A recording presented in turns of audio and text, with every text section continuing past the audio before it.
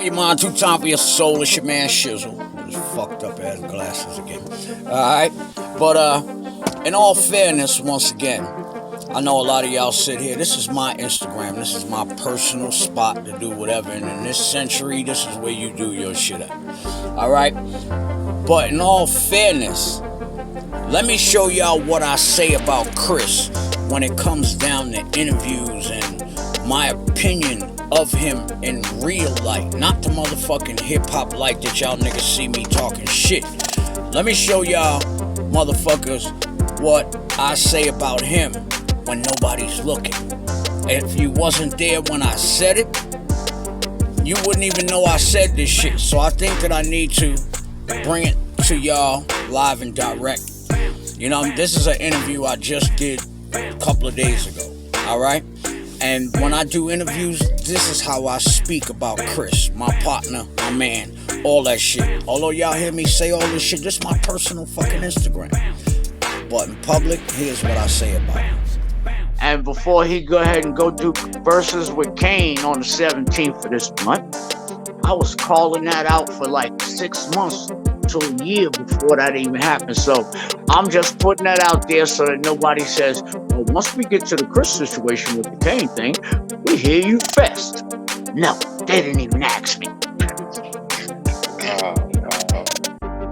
But if you think about it, I've been putting it out there like 6 months before that. Like, but see, now that it's back to having an audience, I can't mess with Chris with an audience. But when it was just streaming and you had to watch and listen to lyrics, you would have said, yo, Shan a superior lyricist. Because I could never touch Chris on stage.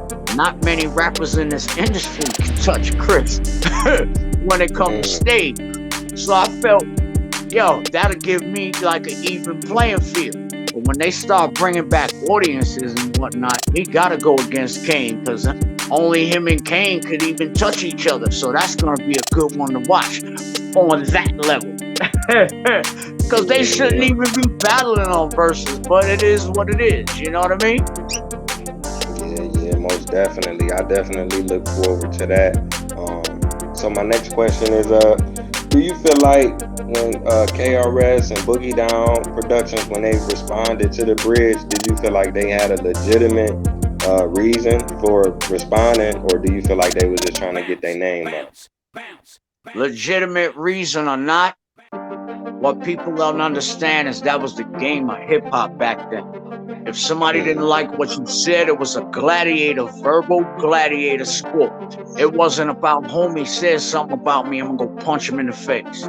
This gonna happen. Dig what I'm saying? Me and Chris had this battle going for 30 years, and we still both here to talk about it. We've been in the same rooms with each other many, many times. Never ever came to blows because it's an industry, and this industry thrives off of negativity amongst us. We don't make the money, but they get the lion's share of whatever controversy is going on with us. And we made the best of it. You dig what I'm saying? Right. And without Chris making that record, we got to look at the paradox also. Now imagine if Chris didn't make, yes, the bridge would have done what it did, right? It would have went right here. But not for the fact that Chris made that record, it brings Chris and my joint to a whole nother level that it may not have been, not if for each other. True indeed. True indeed. Yeah, it definitely has some effects, and even like going back into the next generation, like I was saying, I feel like when that battle happened, you know, the next generation, the Queensbridge rappers, that made them tougher and harder and feeling like, you know, we coming out hard. Like when Nas had his thing with Ho, you know, he had like a chip on his shoulder, and he wasn't gonna let Jay get away with that takeover. So, but that right there is just the natural character of real artists.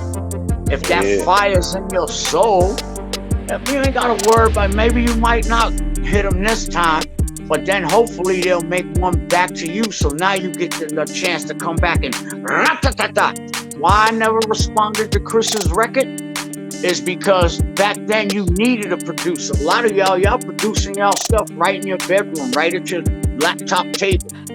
Back then, you needed a producer. Not everybody was producers like they are now. Marley said, I don't like them and I don't want them getting no more fame off our name. I'm like, Marley, they're already famous. Right, I feel you. That's why there wasn't no response after, you know what I'm saying? So I guess in his mind, he figured since I didn't come up with another one, but if you look at the logistics and how everything went in reality, that you can't even claim that because I'm still tugging at your shirt collar. One time, 2 times for your